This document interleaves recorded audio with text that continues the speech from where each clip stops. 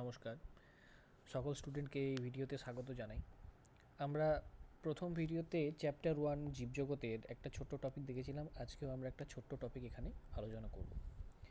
সেই টপিকটা হচ্ছে জীব বৈচিত্র্য বা বায়োডাইভার্সিটি। এই জীব বৈচিত্র্য কী, চলো দেখে নেওয়া যাক। কোনো একটা নির্দিষ্ট স্থানের উপস্থিত বিভিন্ন প্রকার জীবের, সেটা উদ্ভিদ, প্রাণী বা জীবাণু যে কোনো হতে পারে, সেগুলির সমষ্টিকে ওই সময়ে ওই স্থানের জীববৈচিত্র্য বলে। অর্থাৎ একটা নির্দিষ্ট অঞ্চল রয়েছে, সেই নির্দিষ্ট অঞ্চলের মধ্যে P, Q, R 1, 2, 5, A, B এতগুলো প্রজাতি রয়েছে।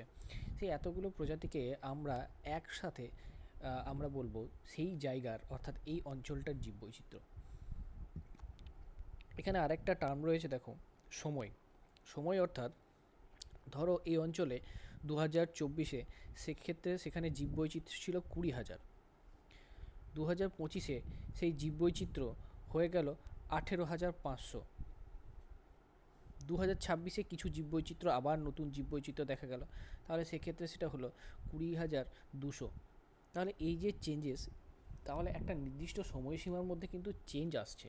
এক একটা বছরের মধ্যে কিন্তু এই জীববৈচিত্র্যের পরিবর্তন ঘটছে। ঠিক আছে, 2024-এ যেমন, 2025-এ একটা, 2026-এ একটা। এই যে পরিবর্তন, তো সেই পরিবর্তনটাকে মাপার জন্য আমরা নির্দিষ্ট একটা সময়সীমার মধ্যে ধরি। জীববৈচিত্র্য সাধারণত অনেকটা টাইম জুড়ে দেখা হয়, 5 বছর, 10 বছর বা 20 বছর, এই একটা লম্বা টাইম পিরিয়ডের মধ্যে দেখা হয় যে 10 বছরের মধ্যে ওই জায়গায় কত জীব রয়েছে সেটা দেখব, বা 20 বছরের মধ্যে কতটা জীব রয়েছে সেটা দেখব। সেক্ষেত্রে এখানে সময়ের কথা বলা হয়েছে। বেশ, এরপরে দেখব যে এই জীববৈচিত্র্যকে কত ভাগে ভাগ করা যায়। জীববৈচিত্র্যকে প্রধানত 3টি স্তরে ভাগ করা যায় বা 3টি ভাগে ভাগ করা যায়। এক হচ্ছে জিনগত জীববৈচিত্র্য, 2 প্রজাতিগত, আর 3 হচ্ছে বাস্তুতান্ত্রিক। চলো দেখি জিনগত বৈচিত্র্য কাকে বলে।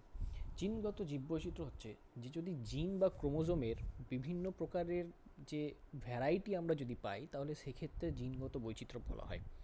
যেমন বিভিন্ন প্রজাতির বা কোনো একটা প্রজাতিকে আমরা নিচ্ছি, তার জিনগত ভ্যারাইটি বা ক্রোমোজোমগত ভ্যারাইটি যদি আমরা পাই সেটা। যেমন উদাহরণ হিসেবে আমরা দেখব, এখানে এক ধরনের ব্যাঙ দেখতে পাচ্ছি। তো ফ্রগ, এটা হচ্ছে একটা প্রজাতি, তার বিভিন্ন ভ্যারিয়েশন বা বিভিন্ন টাইপ আমরা দেখতে পাচ্ছি। তাহলে কোনো একটা অঞ্চলে যদি এই এতগুলো ধরো ব্যাঙ পাওয়া যায়, সেখানে নানা রকমের ব্যাঙ পাওয়া যায়, তাহলে এই যে 8 রকমের ব্যাঙ রয়েছে, তাহলে এটা হচ্ছে সেই অঞ্চলের একটা জিনগত বৈচিত্র্য। প্রজাতিটা একটাই, ফ্রগ বা ব্যাঙ, কিন্তু তাদের ভ্যারিয়েশন রয়েছে। এটা জাস্ট একটা এক্সাম্পল হিসেবে বোঝালাম। বেশ, এরপর হচ্ছে প্রজাতিগত বৈচিত্র্য বা স্পিসিস। কোনো একটি নির্দিষ্ট এলাকায় বিবিধ প্রজাতির জীবের উপস্থিতি, নানা রকম প্রজাতির যদি উপস্থিতি হয়, তাহলে সেটাকে বলা হচ্ছে সেই জায়গার প্রজাতিগত বৈচিত্র্য। যেমন ধরো কোনো একটা অঞ্চলে, অর্থাৎ ধরে নাও সুন্দরবন অঞ্চলে, এই ধরো এতগুলো প্রজাতির জীব পাওয়া যায়, বা কোনো একটা ডিস্ট্রিক্টে এতগুলো জীব দেখতে পাওয়া যায়, তাহলে সেক্ষেত্রে সেই জায়গায় ভাল্লুক পাওয়া যায়, বাঘ পাওয়া যায়, তিমি মাছ পাওয়া যায়, যদিও পাওয়া যায় না, সমুদ্রের ক্ষেত্রে থাকে সেগুলো। তাও ধরে নাও অস্ট্রিচ, পিকক, ইগল এগুলো পাওয়া যায়। মাছ হিসেবে স্যামন মাছ পাওয়া যায়, গোল্ড ফিশ, গাপ্পি এগুলো পাওয়া যায়। রেপটাইলসের মধ্যে টার্টল, ক্রোকোডাইল, স্নেক এগুলো পাওয়া যায়।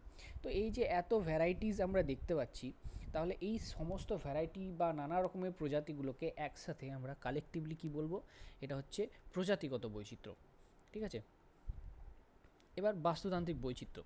বাস্তুতান্ত্রিক বৈচিত্র্যকে আমরা কী হিসাবে বলতে পারি, যে একটা বিস্তীর্ণ অঞ্চলের বিভিন্ন বাস্তুতন্ত্র ও তাতে উপস্থিত বিভিন্ন জীব সম্প্রদায়ের যে বৈচিত্র্য, সেটা হচ্ছে একটা বাস্তুতান্ত্রিক জীববৈচিত্র্য। অর্থাৎ কোনো একটা অঞ্চলের বিভিন্ন প্রকারের যে বাস্তুতন্ত্র, সেটা হতে পারে জলজ বাস্তুতন্ত্র, সেটা হতে পারে কোনো স্থলজ বাস্তুতন্ত্র, বন্য বাস্তুতন্ত্র, বা গ্রাসল্যান্ডের বাস্তুতন্ত্র, তৃণভূমি বাস্তুতন্ত্র, সেগুলো একসাথে, যেমন এখন উদাহরণ দেওয়া আছে বন, তৃণভূমি, মরুভূমি প্রভৃতি বাস্তুতন্ত্র, বা মিষ্টি জল, সমুদ্র জল, এসবের যে বাস্তুতন্ত্র একসাথে যখন মিক্স হয়ে যে বৈচিত্র্য গঠন করে, সেটা হচ্ছে বাস্তুতান্ত্রিক ওভারঅল কনসেপ্ট। এই বাস্তুতান্ত্রিক বৈচিত্র্যকে আবার 3টি ভাগে ভাগ করা যায়। এক হচ্ছে আলফা, 2 হচ্ছে বিটা, আর 3 হচ্ছে গামা। তো এই আলফা, বিটা, গামা কি সেটা একবার দেখে নিই।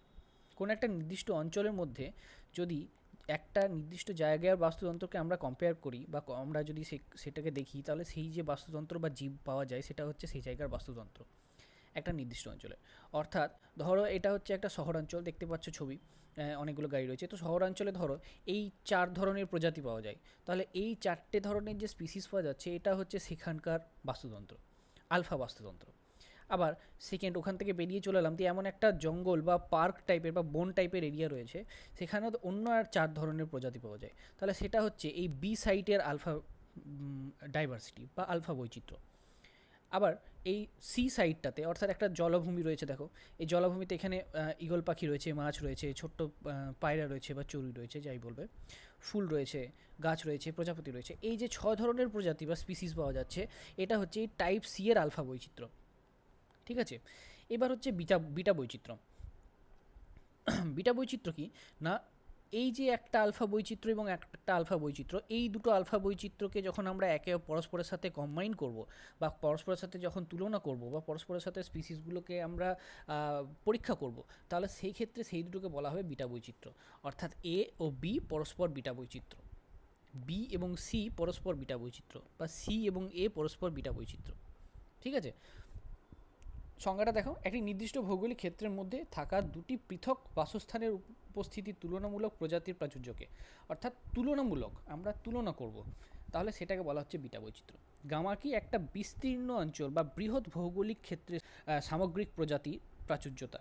অর্থাৎ এই যে আমরা নানা রকমের আলফা এবং বিটা দেখলাম, এখানে 3 ধরনের আলফা দেখলাম, 3 ধরনের বিটার কম্বিনেশন দেখলাম, এই সমস্ত যে জীববৈচিত্র্য রয়েছে সবগুলোকে যদি আমি কালেকটিভলি একসাথে মানে কম্পেয়ার করি, বা যেমন এর সাথে আরও অনেক রয়েছে, ধরো D, E, F, G, H, I, তাহলে এই সমস্তটাকে যখন একটার বাউন্ডারির আন্ডারে রেখে আমরা তুলনা করব বা সেগুলোকে নিয়ে আমরা স্টাডি করব, তখন সেটা হচ্ছে একটা গামা জীববৈচিত্র্য। ঠিক আছে, তাহলে আলফা বিটা গামা বোঝা গেল। এবার হচ্ছে জীববৈচিত্র্যের গুরুত্ব। জীববৈচিত্র্যের গুরুত্ব কী সেগুলো আমরা দেখি। এক হচ্ছে বাস্তুতান্ত্রিকমূলক গুরুত্ব। বাস্তুতান্ত্রিকমূলক গুরুত্ব কী না, জীববৈচিত্র্য আমাদের এই বাস্তুতন্ত্রের ভারসাম্য রক্ষা করে। কিভাবে? দেখো, কোনো একটা অঞ্চলে একটি মাত্র ঘাস পাওয়া যেত বা একটি মাত্র গাছ, ঠিক আছে আমি ঘাস ধরছি, সেই ঘাসগুলো তৃণভোজী প্রাণীরা খেয়ে বেঁচে থাকতো। ঠিক আছে, সেই তৃণভোজী প্রাণীদের মাংসাশী প্রাণীরা খেয়ে বেঁচে থাকতো। তাহলে এই ঘাসকে খেয়ে তৃণভোজীরা বেঁচে থাকতো, এই তৃণভোজীদেরকে খেয়ে মাংসাশীরা বেঁচে থাকতো। তাহলে এই যে একটা ফুড চেন হচ্ছে বা একটা খাদ্য শৃঙ্খল হচ্ছে, এই খাদ্য শৃঙ্খলে হঠাৎ করে ধরো কোনো একটা মিউটেশনের জন্য, খারাপ মিউটেশন হতে পারে বা কোনো একটা রোগের জন্য এই যে ঘাসের প্রজাতি এটা নষ্ট হয়ে গেল, আর কোনো ভ্যারাইটি যেহেতু নেই, সেখানে আর অন্য কোনো খাবারের সোর্স থাকবে না, যেখানে কিনা এই তৃণভোজীরা সেটাকে খেয়ে বেঁচে থাকে। অর্থাৎ এই তৃণভোজীটাও বিলুপ্ত হবে, এবং তৃণভোজী বিলুপ্ত হলে সেই মাংসাশী প্রাণীগুলোও বিলুপ্ত হবে, বা যারা এপেক্স প্রিডেটর রয়েছে তারাও বিলুপ্ত হবে। অর্থাৎ কী হলো না, এই একটি মাত্র প্রজাতি থাকার জন্য পুরোপুরি জীব যে আমাদের চেন, ফুড চেন, সেটা নষ্ট হলো। এবার ধরো কোনো একটা অঞ্চলে বিভিন্ন রকমের গাছ রয়েছে, গাছ 1, গাছ 2, গাছ 3, ঘাস, তারপরে বৃক্ষ, গুল্ম, বিরুৎ, নানা রকমের গাছ রয়েছে। তো এই যে নানা রকমের ঘাস রয়েছে, সেখান থেকে সেই তৃণভোজীরা ভক্ষণ করে এবং সেখান থেকে মাংসাশীরা ভক্ষণ করে। এইবার এই ঘাসগুলোর ধরে নাও সেই ঘাসটা আবার বিলুপ্ত হয়ে গেল, তাহলে এই তৃণভোজীর কাছে এখনও একটা, দুটো, তিনটে ফুড সাপ্লাইয়ের উৎস রয়েছে বা তিনটে খাদ্যের উৎস রয়েছে, যেগুলো কি করবে না এই তৃণভোজীটাকে খাদ্যের একটা যোগান দেবে। অর্থাৎ তৃণভোজী যে প্রাণীটা রয়েছে, এই ঘাসটা বিলুপ্ত হলেও কিন্তু এটা বেঁচে থাকবে, সেখান থেকে মাংসাশীটা বেঁচে থাকবে, অর্থাৎ ফুড চেন বজায় থাকবে। অর্থাৎ প্রকৃতিতে নানা রকমের ভ্যারাইটি থাকার জন্য ফুড চেন কিন্তু আমাদের বজায় থাকছে, অর্থাৎ বাস্তুতন্ত্র রক্ষা হচ্ছে। ঠিক আছে, তাই একটা বাস্তুতান্ত্রিকমূলক ভ্যালু রয়েছে। এরপরে দেখো পরিবেশগত মূল্য। পরিবেশগত মূল্য কি না, পরিবেশের দূষণ রোধ করতে আমাদের এই জীববৈচিত্র্য ব্যবহার করা হয়। এটা স্বাভাবিক ব্যাপার যে বিভিন্ন জীববৈচিত্র্য যেটা রয়েছে সেটা পরিবেশ থেকে যে দূষণগুলো রয়েছে সেগুলোকে শোষণ করতে কাজে লাগে বা সেগুলোকে কমাতে ব্যবহৃত হয়। এরপর হচ্ছে অর্থনৈতিক মূল্য। অর্থনৈতিক মূল্য, এখানে কিছু পয়েন্টস রয়েছে দেখো, যেমন অর্থনৈতিক মূল্য কী জিনিস না, আমাদের এই যে চারিদিকের যে উদ্ভিদ, গাছগাছালি, প্রাণী, পশু, বন্য প্রজাতি রয়েছে, এগুলো কি না আমাদের একটা অর্থের সোর্স হিসেবে ব্যবহৃত হতে পারে। যেমন আমরা উদ্ভিদ থেকে পাওয়া বিভিন্ন খাদ্য সামগ্রী, ওষুধ, কাঠ, কাগজ, তন্তু, রাবার, আঠা, রেজিন, ট্যানিন, এগুলো পেয়ে আমরা বিভিন্ন সামগ্রী তৈরি করতে পারি এবং এত প্রজাতির গাছ রয়েছে সেগুলো থেকে আমরা পাই। এমনটা নয় যে গাছটায় রাবার দেয় সেই গাছটায় আঠা দেয় সেই গাছটায় রেজিন দেয়। প্রত্যেকটা গাছ আলাদা আলাদা আছে এবং প্রত্যেকটা গাছ আলাদা আলাদা জিনিস দেয় আমাদের। তো সেটা হচ্ছে জীববৈচিত্র্যের একটা গুরুত্ব। অন্যদিকে পশুদের ক্ষেত্রে যদি দেখি, মাংস, দুগ্ধ সামগ্রী, চামড়া, পালক, উল, লাক্ষা, মধু প্রভৃতি, মোম, এগুলো যে জিনিসগুলো রয়েছে সেগুলো আমরা কিন্তু প্রাণী উৎস থেকে পেয়ে থাকি।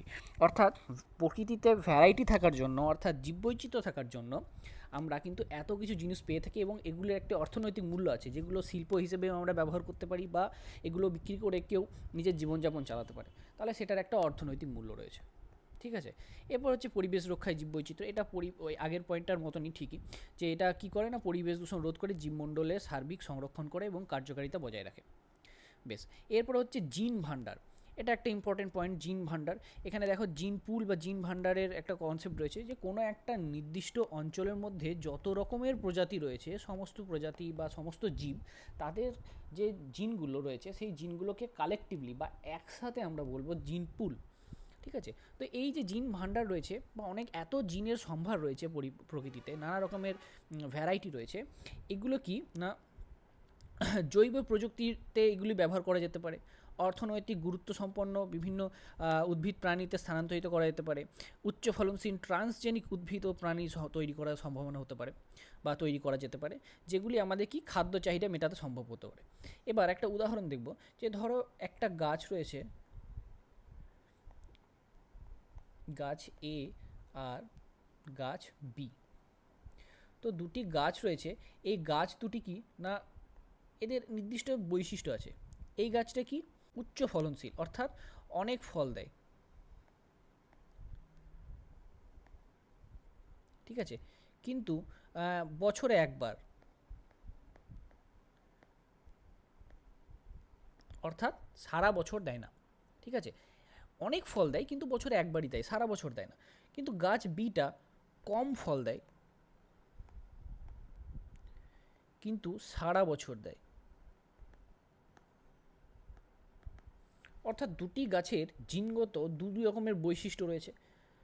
এবার আমরা জীব প্রযুক্তিবিদ্যার সাহায্যে বা জেনেটিক ইঞ্জিনিয়ারিংয়ের সাহায্যে আমরা কি করতে পারি, যে এই গাছের যে জিন, এ গাছের জিন, এই অনেক ফল যে দিচ্ছে সেই জিনটাকে নিয়ে, আর এই যে সারা বছর ফল দিচ্ছে এই জিনটাকে নিয়ে, দুটো জিনকে নিয়ে আমরা একসাথে কম্বাইন করে এমন একটা উদ্ভিদ তৈরি করতে পারি, যে উদ্ভিদটা কি না অনেক ফল দেবে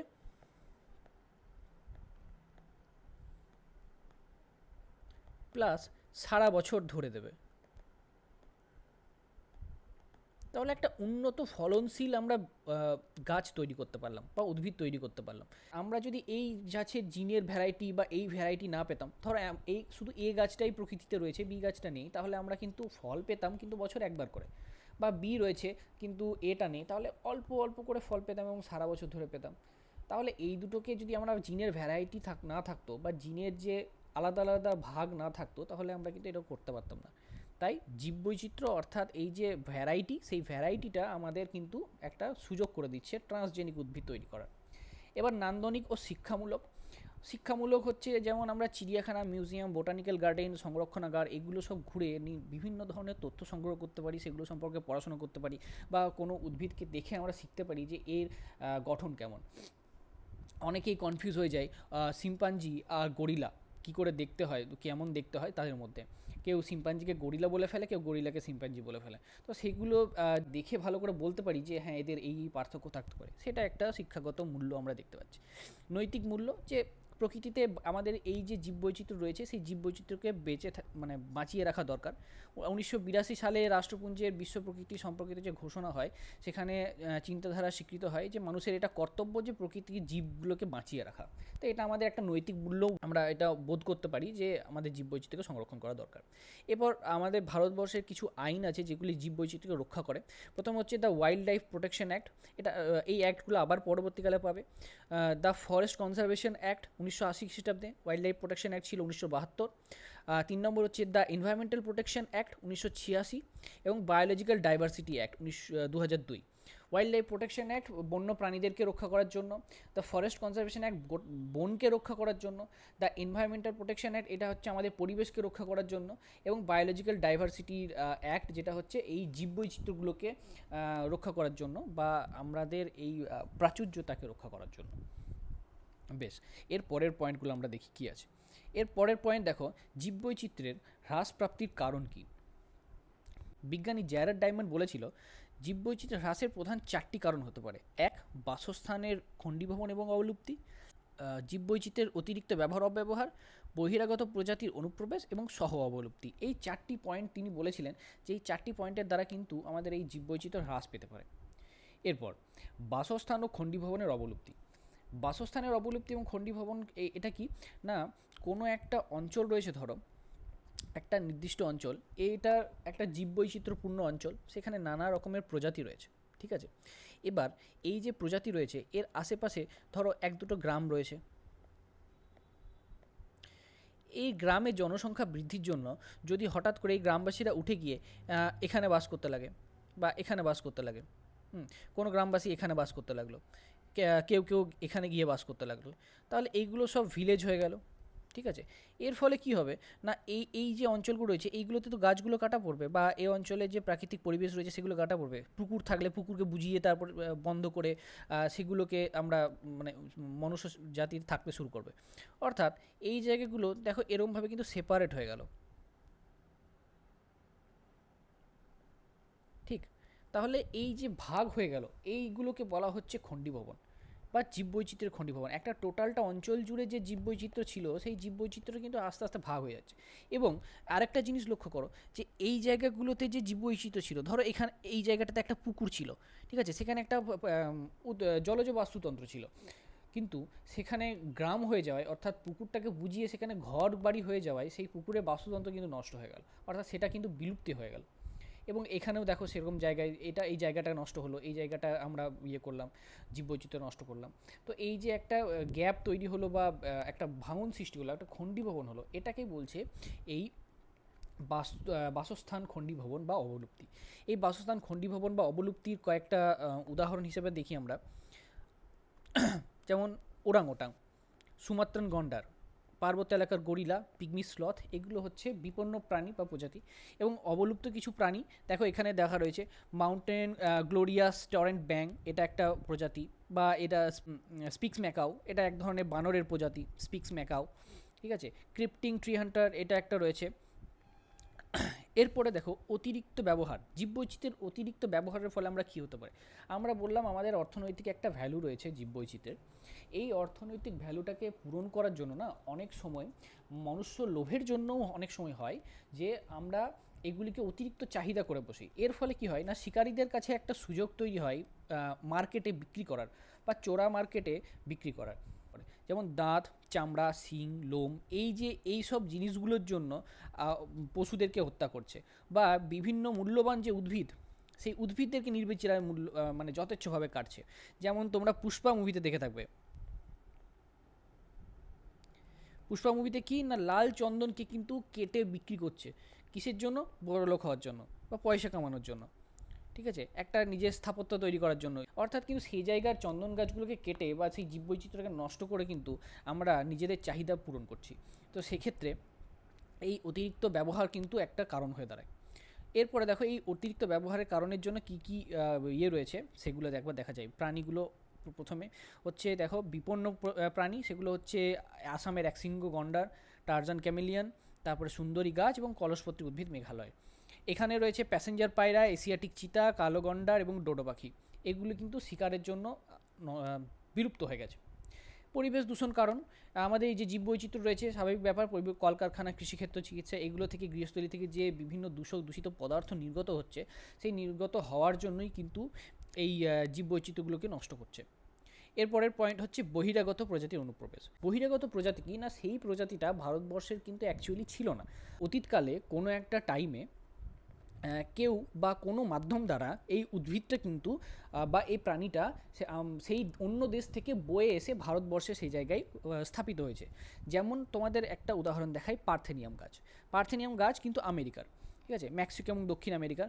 এটা হচ্ছে পার্থেনিয়াম গাছ, তোমরা দেখে থাকবে বন জঙ্গল মানে মাঠে ঘাটে অনেক জায়গায়, খেলার মাঠের ধারে বা বাড়ির যে জায়গায় মানে আমরা ব্যবহার করি না সেই সব জায়গায় কিন্তু এই গাছটা কিন্তু খুব হয়ে থাকে, ঠিক আছে। ছোটো ছোটো ফুল হবে এবং গাছটা খুব লম্বা হয় এবং ঝোপ হয় অনেকগুলো, এরকম করে শাখা পোশাখা বেরিয়ে তারপরে এরকম করে অনেকগুলো ফুল হয়। তো এই হচ্ছে পার্থেনিয়াম গাছ। এই পার্থেনিয়াম গাছ কিন্তু খুবই ক্ষতিকারক, যে জায়গায় হয় সেই জায়গায় আশেপাশের গাছগুলোকে কিন্তু এ মেরে ফেলে, এর থেকে একটা টক্সিন রিলিজ হয়, যে টক্সিনটা কী করে আশেপাশের গাছগুলোকে মেরে ফেলে। এরপর হচ্ছে ল্যান্টেনা ক্যামেরা। ল্যান্টেনা ক্যামেরা যেটা রয়েছে সেটা হচ্ছে এই ধরনের, এই গাছটা, এটাও আশেপাশে রাস্তার ধারে অনেক দেখা যায় এই ধরনের ফুল এবং গাছটা, ঠিক আছে। এরপরে কিন্তু একটা উদাহরণ রয়েছে প্রাণী রয়েছে, দেখো বড় বাদামি রঙের আরশোলা। বড় যে আরশোলাগুলো রয়েছে সেগুলো আমাদের ভারতবর্ষে ছিল না, বড় আকারের আরশোলাগুলো আমেরিকা থেকে উদ্ভব হয়েছে। নাইল পার্চ মাছ, যেটা আফ্রিকা থেকে, বেসিক্যালি নীল নদের মাছ, বুঝতেই পারছো নাইল যেহেতু নাম রয়েছে সেহেতু সেখান থেকে আমরা এখানে এসছি আমরা। তেলাপিয়া মাছ, তেলাপিয়া মাছ কিন্তু আফ্রিকার, ঠিক আছে। এটা তোমরা দেখে থাকবে তেলাপিয়া মাছ। এই তেলাপিয়া মাছ কিন্তু সেটা আফ্রিকার অঞ্চলের মাছ, যেটা আমাদের এইখানে ভারতবর্ষে কিন্তু আমদানি করা হয়েছিল। এছাড়াও একটা দেখতে পাবে, দেখো terror of Bengal. Terror of Bengal কাকে বলা হয়? কচুরিপানা। তো কচুরিপানার টেরর অফ বেঙ্গল কি না, বিশেষজ্ঞদের ধারণা যে এই শতাব্দীর শেষের দিকে দেশের প্রায় 25% জলাভূমির প্রাণীর অবলুপ্তির কারণ হয়ে দাঁড়াবে এই কচুরিপানা। অর্থাৎ কচুরিপানা এতটা পরিমাণে স্প্রেড করে, এই দক্ষিণ আমেরিকা থেকে এই যে বয়ে আনা কচুরিপানা, এটা প্রচণ্ড পরিমাণে স্প্রেড করে এবং এটি জীববৈচিত্র্যকে বিলুপ্ত করার জন্য যথেষ্ট। এবার হচ্ছে সহ অবলুপ্তি।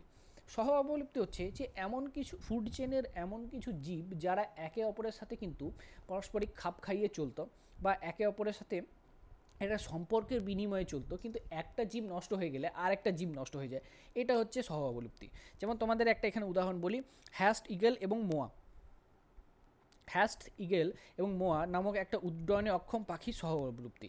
এবার দেখো তোমাদের একটা উদাহরণ দেখায়, এ দেখো হায়াস্ট ইগল এবং মোয়া। মোয়া হচ্ছে এমন একটা প্রাণী মানে পাখি যেটা ডানা ছিল না, তো সেক্ষেত্রে এর ডানা না থাকার জন্য এ উঠতে পারতো না, মাটিতে চড়ে উট পাখি যেমন হয় সেরকম একটা পাখি ছিল।